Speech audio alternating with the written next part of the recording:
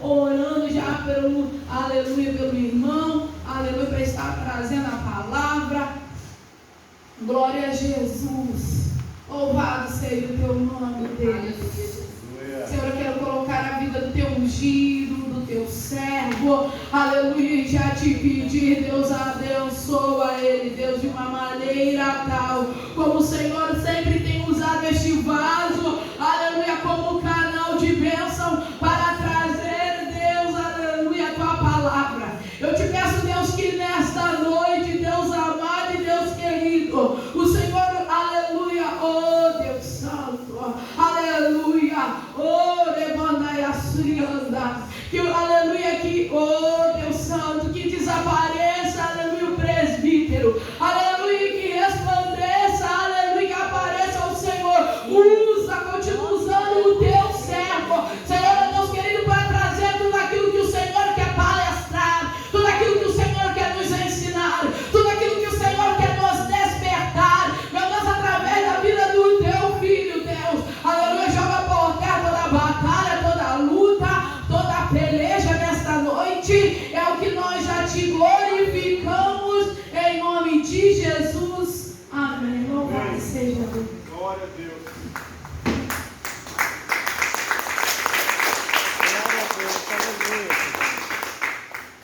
Paz do Senhor, irmãos. Amém. Segunda carta de Pedro. Segunda Pedro, capítulo 1, verso 2, até eu parar de ler. Vou ler ainda todo. Irmãos, hoje está sendo um dia difícil, porque nós perdemos um filho na fé. Foi assassinado ali em Santa Mônica. Então, é uma situação complicada. Uma situação muito complicada. É uma pessoa que a gente...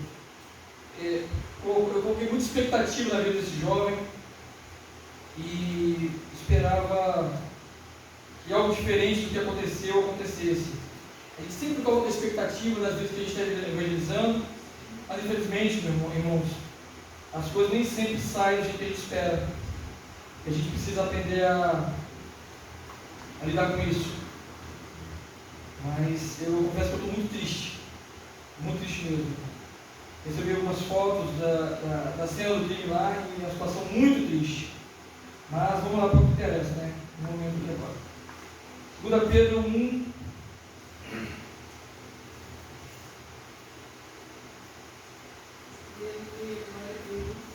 Verso 2.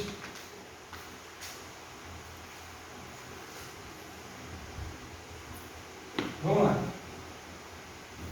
Graça e paz vos sejam multiplicadas. Obrigado, irmão. Graça e paz vos sejam multiplicadas pelo conhecimento de Deus e de Jesus Cristo, nosso Senhor. Visto como o seu divino poder nos deu tudo que diz respeito à vida e à piedade, pelo conhecimento daquele que nos chamou por sua glória e virtude, pelas quais Ele nos tem dado grandíssimas e preciosas promessas, para que por elas fiqueis participantes da natureza divina, havendo escapado da corrupção que pela concupiscência há no mundo. Versículo 5: e vós também, pondo nisto toda a diligência, acrescentai à vossa fé virtude, e a virtude ao conhecimento, e ao conhecimento a temperança, e a temperança a paciência, e a paciência a piedade, e a piedade a fraternidade o amor, porque se em vós houverem e aumentarem essas coisas, não vos deixarão ociosos nem estéreis no conhecimento de nosso Senhor Jesus Cristo. Versículo 9: pois aquele em quem essas coisas não há é cego, nada vendo ao longe, havendo-se esquecido da purificação dos seus antigos pecados. Versículo 10: portanto, irmãos, procurai fazer cada vez mais firmes a vossa vocação e eleição, porque fazendo isto, nunca, jamais tropeçareis. 11. Porque assim vos será amplamente concedida a entrada no reino eterno de nosso Senhor e Salvador Jesus Cristo. Amém. Amém, irmãos? Então eu quero começar essa pregação falando sobre o conhecimento. Em todas as esferas da nossa vida, seja na esfera secular, seja no campo das coisas espirituais, em todas as esferas, se a gente não tiver conhecimento, pelo menos um pouco de conhecimento, e procurar crescer na vida espiritual, isso é essencial, porque eu tenho visto, irmãos, ao longo da minha caminhada, muitos ministérios, famílias, pessoas desistindo, retrocedendo, deixando de crescer, estagnados, sendo enganados, se deixando enganar, sendo enganados e se deixando ser enganados. O maior problema, às vezes, do engano, não é você ser enganado, é você se deixar enganar por falta de conhecimento. Muitas pessoas, às vezes, se deixam enganar pela inocência, mas, quando a gente, é responsabilidade nossa, o crescimento, a palavra está falando, graça e paz vos sejam multiplicadas pelo conhecimento de Deus e de nosso Senhor Jesus Cristo. A primeira coisa que eu quero falar para vocês é sobre o conhecimento. Oséias capítulo 4, versículo 6, o profeta Oséias diz que o povo estava sendo enganado pela negligência dos sacerdotes, sabe? Pela negligência. O meu povo está sendo destruído porque lhes faltou conhecimento. Lhes faltou, nesse caso aqui especificamente falando, de Oséias capítulo 4, o povo estava sendo enganado porque os sacerdotes não estavam ensinando o povo a palavra. E havia, nesse contexto de Oséias, havia um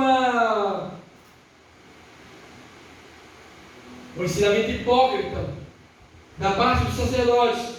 Eles procuravam ensinar uma coisa, mas a vida deles, o conhecimento prático deles, havia corrupção, havia prostituição, havia um espírito de engano, um espírito da luxúria,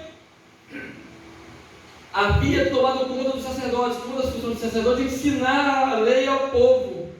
Eles não estavam fazendo isso com excelência, porque ensina com excelência é quem ensina na vida prática.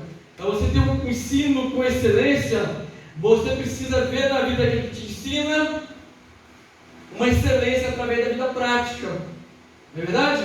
Através da vida prática. Porque a melhor maneira de nós ensinarmos alguém que não conhece, alguém que está se chegando a nós, para conhecer o Evangelho, é eles observarem a nossa vida como pregadores práticos da palavra de Deus. Entendeu? Oséias fala que aqui havia o perjúrio, o engano, o espírito da luxúria estava sobre os sacerdotes, e por consequência, havendo o povo estava desviando-se do Senhor. Eles se prostravam diante da madeira. Oséias falou que eles, debaixo dos carvalhos, iam ali sacrificar porque a sombra era boa. E às vezes nós temos nos deixado,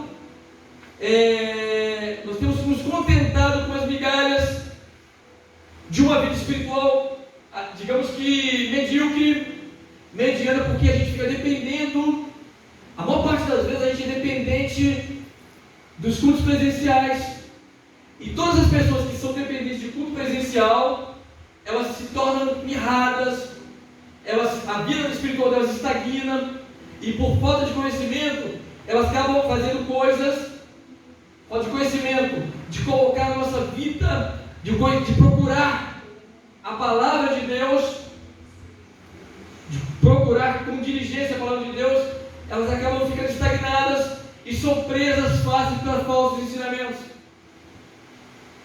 Então,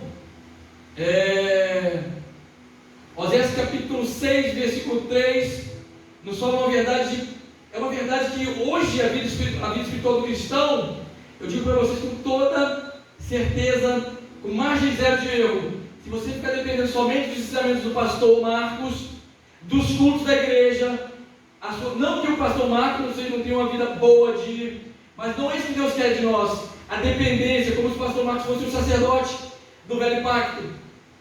Se você não procurar a Bíblia, não ler a Bíblia todos os dias, crescendo na graça e no conhecimento, a sua vida espiritual vai ficar mirrada, porque o pastor Marcos, ele não é um sacerdote do velho pacto.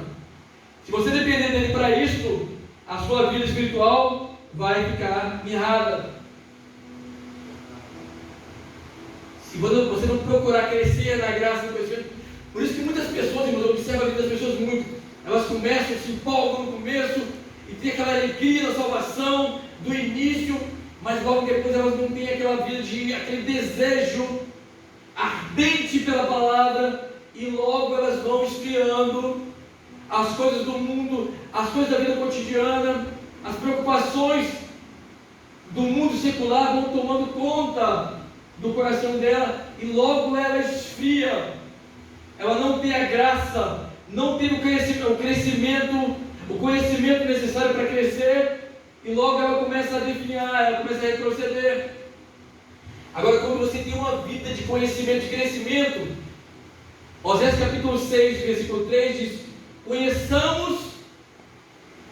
prossigamos em conhecer o Senhor, conheçamos e prossigamos em conhecer. É o conhecimento contínuo, contínuo da palavra de Deus. Por isso que muitas pessoas não têm uma vida de resistência. Quando vem, a carne começa a gritar, quando as tribulações vêm, quando as dificuldades vêm, quando aquilo que você almeja não acontece no tempo que você espera, logo você retrocede sem um pingo de resistência. Mas quando você tem uma vida de oração, uma vida de leitura da palavra, uma vida de crescimento na graça e no conhecimento, por isso que ele fala, a saudação de Pedro aqui é uma saudação diferente da primeira carta. A primeira carta ele fala graça e paz, mas ele não fala graça e paz vos sejam multiplicadas pelo conhecimento de Deus e do nosso Senhor Jesus Cristo. A primeira carta de Pedro é uma exortação a você permanecer firme no meio das perseguições, no meio das adversidades, no meio das dificuldades, e quando você não vê mudança, uma exortação à alegria em meio às dificuldades, em meio às perseguições. A segunda carta ele fala de uma maneira mais contundente, porque a segunda carta foi escrita para um contexto mais letal do que a primeira. Quer ver uma coisa mais letal do que a perseguição? É uma falsa doutrina, é uma exortação ao crescimento, que o antídoto contra falsas doutrinas é o crescer na graça e no conhecimento, sabe? E Satanás é astuto. Em momentos que você vê que você não está crescendo, ele vê que você não tem uma vida dedicada à palavra, ele logo investe com falsas doutrinas, com falsos mestres. Logo falsos mestres se embrenham no meio do povo de Deus para trazer falsas doutrinas. E o antídoto contra isso, irmãos, hoje você vê muito isso, muitas pregações, porque Satanás, quando ele vê que você está meio que fraquinho espiritualmente, ele vem com uma coisa nova, ele vem com uma doutrina nova para acabar de destruir aquilo que não está edificado. Ele vem para querer destruir aquilo que te resta da sua vida espiritual, sabe? E o que eu vejo isso é muitas pessoas trazendo doutrinas novas, doutrinas estranhas, mas a palavra de Deus é poder, irmãos. Paulo escrevendo nos Romanos, ele fala assim: porque eu não me envergonho do Evangelho, porque é o poder de Deus para a salvação de todo aquele que crê. Olha, está falando que a palavra, o Evangelho, é o poder. Paulo não está fazendo suposições, ele não está colocando coisas novas, não. Paulo está falando da essência do que é o Evangelho. Porque eu não me envergonho do Evangelho, que é o poder de Deus para a salvação. Sabe, muitas vezes a gente tem motivo de sobra para nos envergonhar como cristão, porque acontecem coisas que nos trazem vergonha, irmãos. Você está buscando e a sua família não muda, o seu marido não muda, a sua esposa não muda, e a situação financeira não muda, e a gente passa por humilhações devido a essas coisas, sabe? Você, como líder espiritual, às vezes um filho seu não está na presença, e o diabo faz tudo para te envergonhar, sabe? E às vezes Satanás já vem com a astúcia dele, ó, está acontecendo isso com você, é porque você não tem feito essa campanha. Eu tenho uma campanha nova para vocês aqui agora, a campanha do lencinho ungido, sabe? Irmãos, lenço ungido, ele pode ajudar em você algumas coisas, mas ele não traz poder para a sua vida espiritual. O que traz poder é a palavra, é o conhecimento. Quanto mais você investe em conhecer a palavra, em buscar a palavra, e em se edificar na palavra, mais poderoso você fica, mais resistente, sabe? Com a capacidade de vencer mais a sua carne, quando o desejo carnal começa a florar em você, sabe? Quando você está quase sendo vencido pela sua carne, mas você tem aquela gordurinha que você acumulou pela leitura, pela oração, pela prática da leitura da palavra. Paulo escreveu aos Romanos, 1 Coríntios capítulo 1, versículo 17, Paulo fala assim: a palavra da cruz é loucura para os que perecem, para os que estão lá fora, que não têm temor de Deus, é loucura, mas para nós que somos salvos, é o poder de Deus. Para nós que somos salvos, é o poder de Deus. Então, quanto mais você se alimenta da palavra, mais se enche de poder. Quanto mais a sua carne gritar querendo algo que você não pode dar para ela, mais resistente você vai se tornar, mais poderoso você vai se tornar. Então, quanto mais conhecimento você tiver da palavra, você vai combater falsas doutrinas que vão bater na sua porta. Ó, tem algo novo pintando aí, algo novo, doutrina nova pintando aí, todo mundo está partindo. Por isso que tem, ultimamente, está havendo grandes debandadas de congregações. O cara está muito bem aqui no pastor Marcos, aí daqui a pouquinho ouviu falar que lá no pastor fulano de tal, lá tem algo novo acontecendo, um avivamento, ó, que não tem nada de avivamento. Porque uma coisa que o avivamento ele faz com você é te trazer paz, aumentar a sua sensação de paz. E o avivamento ele vem aonde está a palavra. O avivamento, não existe avivamento que não venha da palavra. Se há avivamento sem a palavra, isto é uma heresia, uma falsa doutrina. Se alguém traz. Outro dia eu preguei numa igreja da irmã lá na Ponta da Fruta. A minha maneira de pregar é diferente dos outros pastores avivacionistas. Eu prego de maneira diferente. Não sou melhor do que ele, nem sou pior. Mas eu prego aquilo que me edificou, aquilo que estrutura a minha vida, aquilo que me deu esse equilíbrio por 23 anos que eu já estou na presença do Senhor. E aquilo que muitas pessoas são carentes, ó. Anêmicos espirituais, raquíticos espirituais, ficaram para trás, agarrados com falsas doutrinas, não cresceram, estagnaram e por isso descaíram. E por isso que hoje há um crescimento muito grande de escândalos no meio evangélico. Você começa a ver a igreja lotada, irmãos. Ó, se você vê a igreja lotada com um movimento novo aí, pode suspeitar. Não participe disso. Fique aonde você cresceu, aonde você nasceu e onde você cresceu, porque é ali que você vai prosperar. Não existe lencinho que te dê prosperidade financeira. As pessoas estão pondo o coração em prosperidade financeira. Novas doutrinas têm roubado a espiritualidade das pessoas. É isso que Satanás quer, roubar aquilo que você tem no seu coração, a palavra que te deu vida quando você começou. Satanás quer trazer um movimento de tristeza, de aparente alegria. Todo movimento espiritual ele tem uma aparência de alegria, mas que no final ele vai roubar a sua paz, a prosperidade que Deus te deu. Se você chegou aqui do jeito que você está, duro e sem dinheiro, na prova, mas com paz, é assim que Deus quer. Ele não quer você desesperado correndo atrás de prosperidade financeira a todo custo, trabalhando igual desesperado para prosperar, sabe? Deus quer você na palavra, edificado e enraizado na palavra, porque quanto mais dificuldade vier, mais resistente você vai ser. A vossa doutrina ela tem um cunho de tirar você daquela posição inicial que você começou. Quando você começou buscando, orando, tinha paz, você vencia os seus desejos carnais, você vencia as dificuldades, tudo às vezes sem dinheiro, sem marido, sem mulher, ou com o marido no mundo, com a esposa no mundo, mas a paz não faltava. A paz não faltava. Pode faltar dinheiro, Pode faltar um marido bom, uma esposa boa, mas paz não vai faltar. E isso é pelo conhecimento. Aqui, ó, graça e paz vão sejam multiplicadas pelo conhecimento de Deus e do nosso Senhor Jesus Cristo. Aí ele prossegue falando: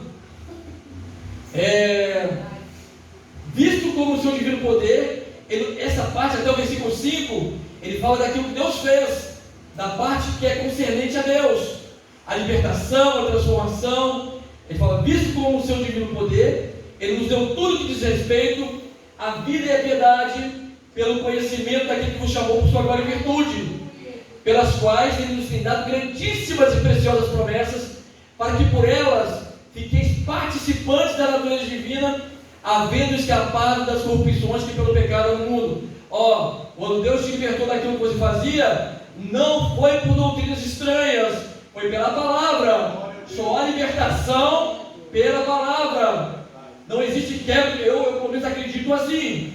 Eu, como ex-viciado, ex-alcoólatra, a minha vida no mundo foi uma vida bastante suja.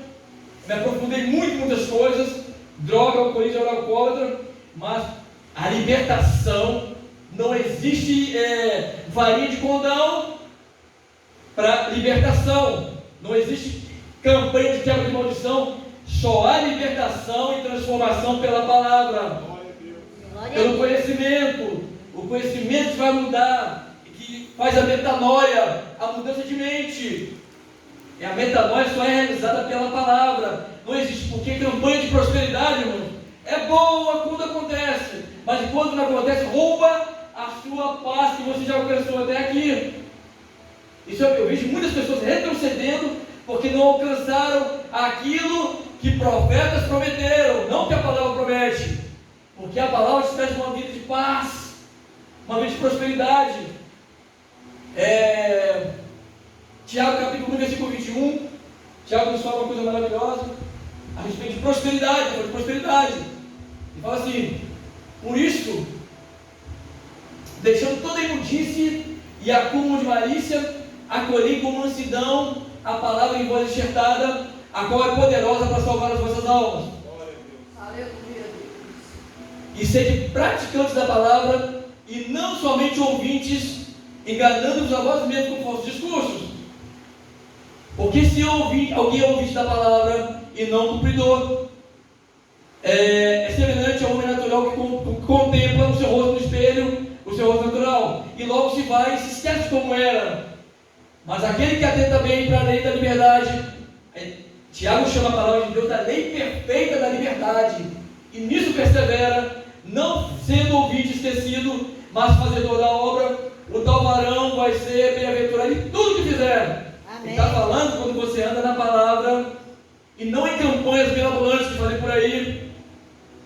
Campanhas, para mim, são campanhas mirabolantes que tentam roubar o seu coração, tentam botar o seu coração nas coisas materiais, tentam tirar o seu coração do reino e levar o seu coração para as coisas dessa terra. Ele está falando que se você atentar com perseverança, está na dificuldade, está vendendo almoço para comprar janta, persevera na palavra de Deus, persevera em fazer aquilo que a palavra te manda. Glória a Deus. Não aquilo que o profeta está falando para você, que vai acontecer se você fizer, se você der seu carro, se você der sua casa. Glória a Deus. Aquele que, porém, que persevera na lei perfeita da liberdade, não sendo ouvinte esquecido, porque quando você começa a ser ouvinte esquecido e não fazer toda a obra, você começa a descair da graça, você começa a correr atrás de artifícios mirabolantes para prosperar, fazer sacrifícios mirabolantes para prosperar, sabe? Primeira coisa que você vai ter que sacrificar é a graça de Deus. A graça, você começa a descair da graça quando você sai da palavra.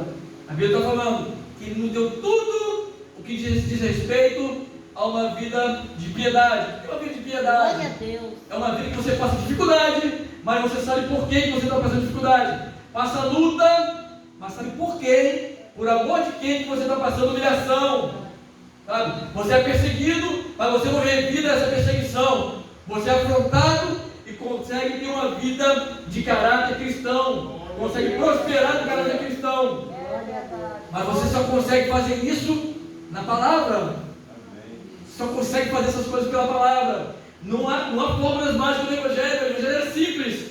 Anda na palavra. Deus falou para Josué: Josué, medita na minha lei de dia e de noite, então fará prosperar. Olha que coisa maravilhosa. Medita na minha lei de dia e de noite, então fará prosperar o teu caminho e prudentemente te conduzirás. Sabe? Não tem fórmula. A fórmula está na palavra. A vida espiritual saudável, você consegue saber como é que você está saudável, como você está saudável, pelo tanto de paz que você consegue ter no meio das dificuldades. Glória a Deus. No meio das privações, no meio das provações, no meio dos nãos do homem de Deus. Às vezes, quando você tem uma vida de relacionamento com um homem, você fica dependendo do homem, como se um pastor fosse um sacerdote do antigo pacto. Fica dependendo dele para ele te levantar. Ah, pastor me dá oportunidade. Fica dependendo do pastor para te dar oportunidade, e não de Deus. Agora, quando você tem uma vida de relação com a palavra, você não se preocupa com coisas pequenas. Você se preocupa com coisas pequenas que vêm do homem. As coisas grandes, elas vêm de Deus, elas vêm da palavra. Ele nos deu tudo que diz respeito à vida e à piedade, pelo conhecimento daquele que nos chamou por sua glória e virtude, pelas quais Ele nos tem dado grandíssimas e preciosas promessas. Muitas pessoas estão indo até de promessas de profeta, sabe? Eu vejo as pessoas no monte, elas ficam desesperadas atrás do profeta. Tem profetizando ali, já corre para lá, fica ali, faz até fila para ouvir a profecia do cara. Por isso que quebram a cara. Quando vê a dificuldade, quando vê as lutas, não tem gordura para suportar a luta. Não tem gordura. Aí logo que a carne começa a gritar, quando eu estava no mundo eu não passava esse tipo de provação. Quando eu era ímpio, comigo o buraco era mais embaixo. Aí começa a falar desse jeito. Não consegue exercitar o caráter cristão. Não consegue prosperar. A prosperidade, segundo a palavra, está primeiro na família, no equilíbrio familiar, no equilíbrio espiritual. Depois Deus vai acrescentando as outras coisas. E buscar em primeiro lugar o reino de Deus e a sua justiça. E todas as demais coisas vos serão acrescentadas. Mas as pessoas estão invertendo os polos. Estão correndo atrás de prosperidade, é casa, é carro. Se for no culto dessa cidade, eu troco de nome. Se você não for nessa cidade da vez que tem por aí, onde profetas sem ele nem ver, porque assim, sabe, profetizam carro, um monte de carro que eu já recebi, missionário lá, de carro, de apartamento, ali em Itapuã, eu tenho uns 4 apartamentos aqui, naquela região da praia. Eu tenho mais produtos imobiliários que para ver presbítero. Não, que já me entregaram de telefone celular, de iPhone, entendeu? Então, são coisas que, como se a gente vivesse em função de carro, de casa, dessas coisas. São coisas boas, mas não adianta nada se você não tiver a graça e a paz do Senhor. Coisas que ricos não compram. Ricos não compram, não conhecem a salvação que é em Cristo Jesus.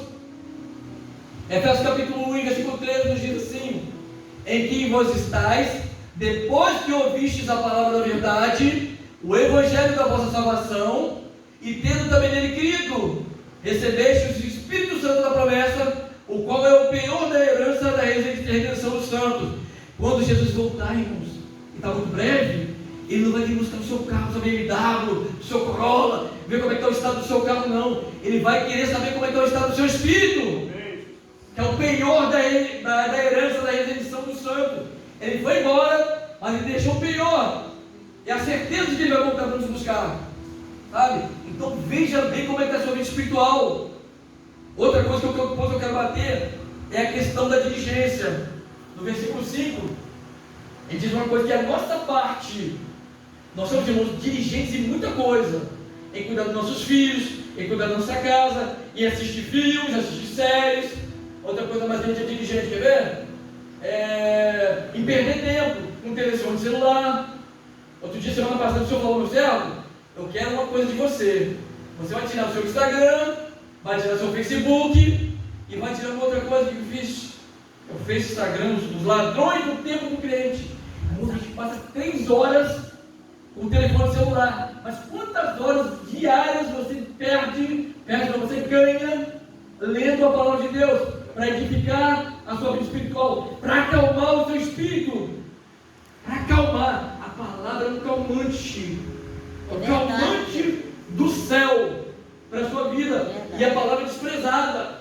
Pregadores como eu que pregam a palavra de Deus, as pessoas só convidam uma vez. Quem me convidou duas, terceira vez agora foi o missionário Laisa. Está sempre me chamando, porque vocês gostam da palavra. Eu preguei na igreja da irmã lá, que tinha a campanha do sanguinho, é o sanguinho ungido. Era um suco. Irmãos, eu não tenho nada contra isso, mas você viver disso não traz edificação para ninguém. Não traz edificação. Campanha da rosa branca com lencinho ungido. Irmão, você vê na internet que era aberração. Só porque o cara foi batizado lá no Rio Jordão, ou ele faz orações no monte, lá em Israel, parece que a oração dele no novo pacto é mais ouvida do que a oração que se faz dentro do seu quarto. Não foi isso que Jesus disse para nós, né? Ele falou: quando orares, entra no teu quarto e ora o teu pai que vem em secreto, e o teu pai que vem em secreto, ele vai te recompensar. Glória a Deus. Mas quando Jesus fala isso, ele não está falando, vai lá no Monte Sinai, ora no Monte Sinai, porque a oração vai chegar mais rápido. E não é isso que ele fala. Está falando isso. Ele está falando, qualquer lugar que você dobrar o seu joelho e orar, seja no banheiro do seu trabalho. Quantas orações já fui no banheiro do meu trabalho? Passando dificuldade, perseguição, eu ia lá para o banheiro do trabalho e orava. Ali vai ser o seu altar. Aleluia. Às vezes apoiando no vaso sanitário. Não é um lugar muito bom para se orar. Ainda mais banheiro de empresa, né? Mas quantas orações que eu já fiz, e ali as orações foram atendidas. Sabe? Então, quando às vezes, a gente perde muito tempo com coisas que não edificam. Coisas que não edificam. Os escritores Hebreus, capítulo 2. Gente, olha quantos cultos você tem por semana aqui, Lázaro? 3. Terça, segunda. Quinta, sábado também. São 4. 4 cultos por semana. Gente, olha a quantidade de conteúdo que vocês absorvem por semana aqui na igreja. Gente, mas 4 cultos não são suficientes para te nutrir. Se você chegar em casa e não procurar uma Bíblia para ler, aí a gente tem uma senhora que está frequentando o nosso trabalho lá, e ela fala que eu também já fui de ver CSI. Eu não estou falando que o entretenimento é ruim, irmãos. Agora, você ficar preso a isso, gastar 2, 3 horas vendo série, diz que passa 4 horas diárias vendo série. 4 horas diárias vendo série. E 0 de Bíblia. Não entende nada. Não sabe diferenciar Jesus do geleia da sapataria. Não consegue diferenciar as coisas. Não conhece nada da Bíblia. Nada conhece de Bíblia. Sabe? O Facebook está lá. Todo dia, botando coisas. E a vida às vezes não está boa. Está numa vida desgramada, de miserável. Aí posta o contrário do que vive. O Facebook é assim, Alice no País das Maravilhas. Sabe? Às vezes está vendendo almoço para comprar janta, mas está lá postando foto em restaurante. Está devendo a Deus e o mundo, mas lá no Facebook posta lá ostentando relógio novo,